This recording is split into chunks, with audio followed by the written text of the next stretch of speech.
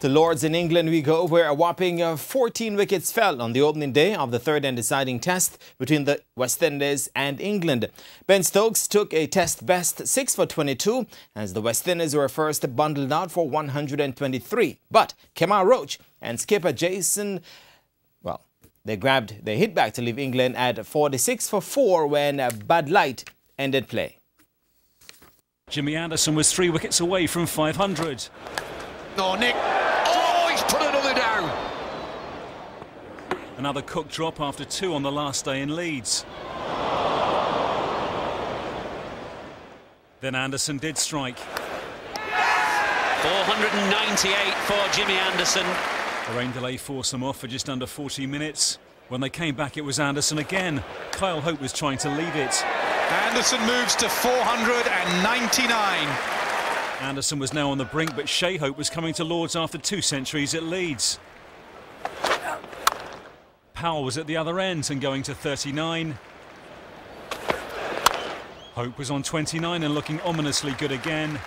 Then Roland Jones broke through. A catch at last for Cook after dropping 3 on the trot. 2 balls later it was Powell, caught and bowled by Stokes. Terrific catch. Then it was 87 for 5. Old. Blackwood going for it when he really shouldn't have. Then Stokes got 2 in and over. Oh, what a beauty that is. What a jaffer from Stokes. The ball to get chased was bordering on the unplayable. Then another catch for Cook. The last time the Windies won at Lords was 1988. Oh, bowled him! And Stokes was now stealing the show with 6 wickets to leave Anderson stuck on 499. Anderson's catch meant a 5-wicket haul for Stokes.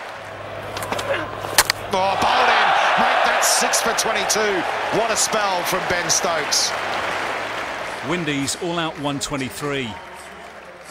3 England batsmen were playing for their Ashes tour places, and Stoneman fluffed the exam as Windies struck back quickly. With the lights blazing in the gloom and the ball moving around, it was tough going. Cook soon becoming Roach's second victim. Wesley was soon falling to Holder after Joe Root told him it was not worth reviewing. Wesley looked distraught, but Root was right. And Root was soon going too. It was a brilliant Powell catch. So 14 wickets on the opening day at Lords.